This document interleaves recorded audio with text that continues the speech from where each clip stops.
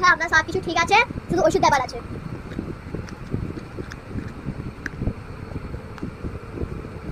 দেখুন দুপুরবেলা খাওয়ার পর, সকালবেলা একবার ঘুম থেকে উঠে ব্রাশ করে খালি পেটে খাবে, রাত্রিবেলা দুটো ট্যাবলেট, একটা খাওয়ার পর একটা খাবার আগে, ঠিক আছে?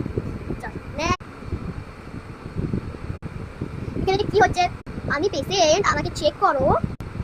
তো পেশেন্ট বলে এত সেলিব্রিটি আসবে, বলো কি হয়েছে? দাঁতে ব্যথা, এতে না এতে। তো দাঁতে ব্যথা বলে এত স্টাইল ঝাড়ো তুমি? হ্যাঁ আপনি এত কথা বলতে ডক্টর খাবো, আবার দাঁত দিয়ে করো।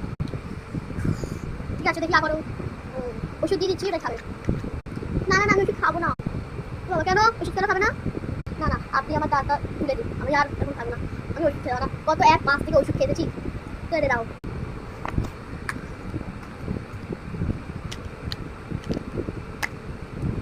চলো অপারেশন করুন। সরি ঘুমাও। করো।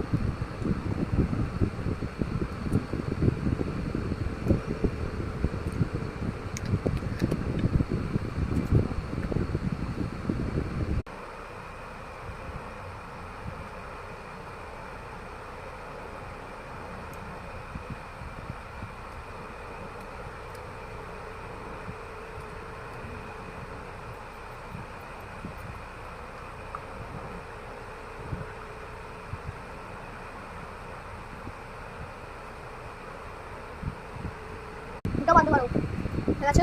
দাও 500 টাকা দাও। কি 500 টাকা? এত করে আমি তো 5 টাকা দেবো না মানে? এগুলো ছোটো কোনো সবজি বাজে না, 5 টাকা করে দিতেই হবে, কোনো কম দাম করেনি। আর 400 টাকা আমি দেবো, 5 টাকা করে দেবো।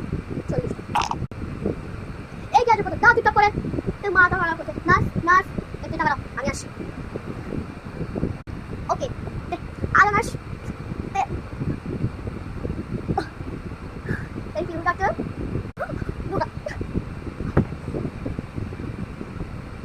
আমি তোমার হসপিটালে স্ক্যাম করে দেবো, তুমি পেশেন্টের সাথে স্ক্যাম করো, আর আমি স্ক্যাম করে দেবো। আর এই হসপিটালে তোমার বন্ধ করে দেবো, তুমি জানো না তুমি কত বড় লোকের মেয়ে। 500 টাকা দেওয়া হয়ে গেছে, ওই দেখলাম বাজারের কাছে রাস্তায় বসে সবজি বিক্রি করছি। ভাবি কি মম ইয়েস এই সব কি হয়েছে? দাঁত তুলছি দেখি। কি হয়েছে?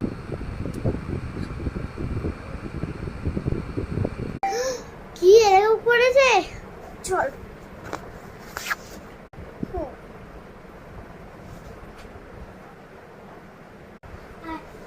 ডক্টর কি করেছেন আপনি এর সাথে? মানে